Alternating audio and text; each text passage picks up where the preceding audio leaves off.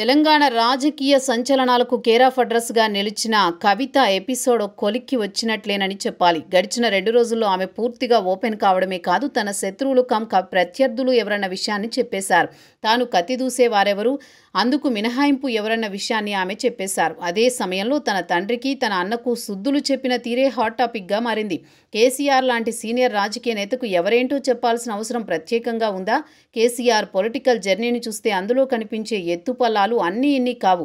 వాటిని ఆయన ఎంతలా తెలివిగా అధిగమించారో అందరికీ తెలిసిందే. తెలుగుదేశం పార్టీ నుంచి బయటకొచ్చేసి సొంతంగా పార్టీ పెట్టి ఎప్పటికీ సాధ్యం కాదనుకున్న తెలంగాణ రాష్ట్రం ఏర్పాటు కలను సాకారం చేయడం, పార్టీని అధికారంలోకి తీసుకురావడం, తిరుగులేని విధంగా 10 ఏళ్లు పాలించడం, ఇలా చెప్పుకుంటూ పోతే కేసీఆర్ రాజకీయ జీవితం మొత్తం గతుకులమయం. ఆయన ఎప్పుడు ఏం చేయాలో ఏం చేయకూడదన్న విషయంపై ఉన్న క్లారిటీ అంతా ఇంతా కాదు.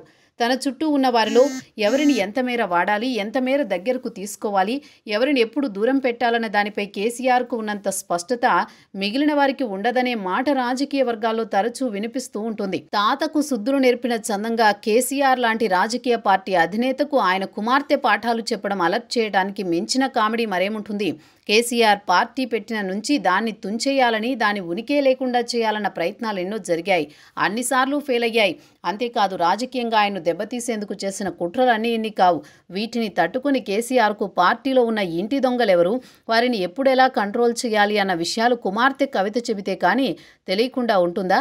మొన్నటి వరకు తన తండ్రి చుట్టూ దెయ్యాలున్నట్టు సంచలన ఆరోపణలు చేసిన కవిత తాజాగా చేసిన వ్యాఖ్యల్ని చూసినప్పుడు ఒక తేడా కొట్టొచ్చినట్టు కనిపిస్తోంది. మొన్నటి వరకు తండ్రిని పల్లెత్తు మాట అనని ఆమె తాజాగా ఆయనతో పాటు తన సోదరుడు కేటీఆర్ను చేర్చడం కనిపిస్తోంది. హరీష్, సంతోష్లు మేకవన్నె పులులని, తనను ఈరోజు పార్టీ నుంచి బయటకు పంపారని, రేపు రామన్నకు మీకు అదే ప్రమాదం పొంచి ఉందన్న విషయాన్ని కేసీఆర్కు పత్రికాముఖంగా చెప్పే ధైర్యం కవిత చేయడం మామూలు విషయం కాదనే చెప్పాలి.